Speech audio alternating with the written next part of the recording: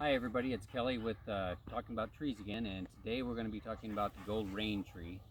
This is a really awesome tree. I got it, I don't know, but I believe it was about 7 or 8 years ago, and it's now roughly 20, between 20 and 25 feet tall, and it's blooming.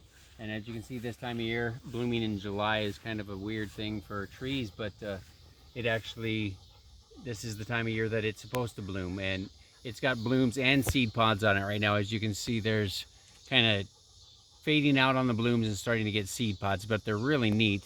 This tree generally only gets up to about 30 feet tall by 15 to 20 wide. Not a whole lot of pest issues with it. I'd say probably one of the biggest issues is that it is kind of marginal to our area.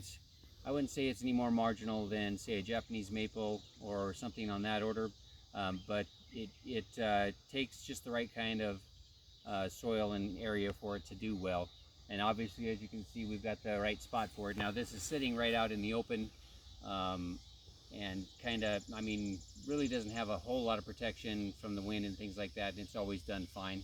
It is a neat tree with the bark and all that kind of stuff. You can see it has a little bit of issue with some of your frost splits, where you get some freezing and thawing going on, and it'll kind of start pulling some sap and things like that on it earlier than it should. So that can happen, but for the most part, the tree will just go ahead and grow through that, and it'll just scar over and be fine.